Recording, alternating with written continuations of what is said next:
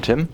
Welcome to our channel, and thanks for logging on. Today we're discussing the Patek Philippe 5146 1J 39mm. This annual calendar can be seen and purchased on our website. Subscribe to our YouTube channel if you enjoy these videos, and please click on the card in the upper right hand corner of the screen at any time during this video to see our full sales listing for this watch with additional accessories included, high resolution images for your desktop, and naturally complete pricing details for this Patek Philippe annual calendar. Now on my wrist, 6 1/3 inches, 16 centimeters in circumference. This is the same 5146 case size that we know and love, but with the bracelet it has an entirely different fit, feel, and it's worth mentioning, aesthetic character.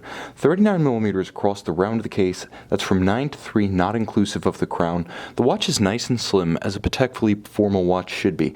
11mm, you can also see how the nicely domed bezel allows a dress cuff or a tight sleeve to slide up easily. And you can also note that the bracelet protrudes just a bit beyond the ends of the lugs. So the lug-to-lug measurement of this watch, effective as per the outer extremity of the bracelet links, becomes 49mm across the wrist. So it does wear like a fairly large modern timepiece rather than a traditionally sized Patek Philippe, but it's the bracelet that changes the look, the fit, and the feel. It has incredible visual presence, serious visual impact, all in polished yellow gold, and immense heft on the wrist.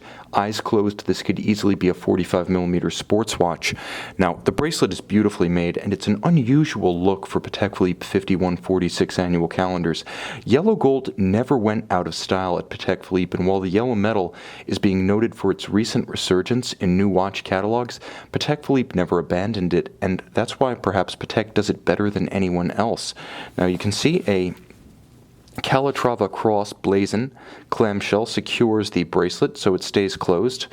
Nice and secure on the wrist. It features double deployant action, which I like because it makes it easier to fit the watch to a smaller wrist. Well, mine is 16 centimeters in circumference. The handsome watch with its singular double fold deployant clasp and reasonably compact case dimensions also looks nicely proportioned and secure on a smaller wrist. I would say down to 14.5 centimeters in circumference, you're going to wear this one with a great deal of security. And for those of you wondering why the inside of the clasp appears to be a white metal, rest assured it's 18 karat gold, just like the rest of the watch, but it's 18 karat white gold, being a little finer and thinner. Patek Philippe decided that the inner swing arm and chassis should be made of white gold because white gold is significantly harder than yellow and is better as a candidate for load bearing when it's being pared down to this framework that you see here. Now, you'll also note that the underside of the bracelet features large channels between the links that allow it to avoid pinching skin or pulling hair, so it's beautiful, but it's also ergonomically correct. Now, the watch features a traditional blended lug Calatrava type case, no crown guards. You'll also note that it features a nice distinct step between the bezel and the case flank. It has a little bit of case top expressed separate from the bezel, so there's a nice strong character line that encircles the watch.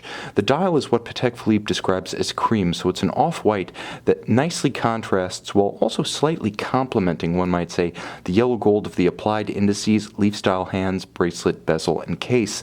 Now, there's a railroad track minutes track outboard, also serves as the seconds track, with small luminescent dots. Likewise, the minute and the hour hand are luminescent, so while this is a formal watch, it does have legibility in low or no light conditions.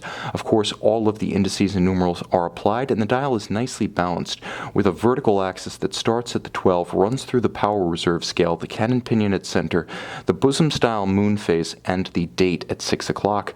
An annual calendar, this is a mechanism that Patek Philippe invented, originally patenting the annual calendar in 1996, the very first ever made.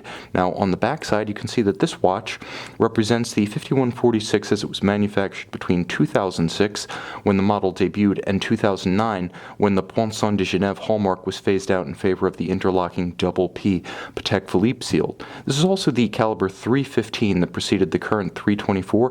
The 315 operates at 21,600 vibrations per hour in comparison to the 28.8 of the current movement, but it features the same unidirectional automatic winding, roughly 40 to 45 hour power reserve. The finishing standard for each is the highest possible. There was no degradation from one hallmark to the other, and of course it features in this iteration the metallic hairspring, not the ladder silicon, but on the Gyromax free-sprung balance that is common to all Patek Philippe 315 and 324 calibers. That allows the watch to take a precise regulation and hold it firmly in the face of shocks, vibrations, and disruptions on the wrist.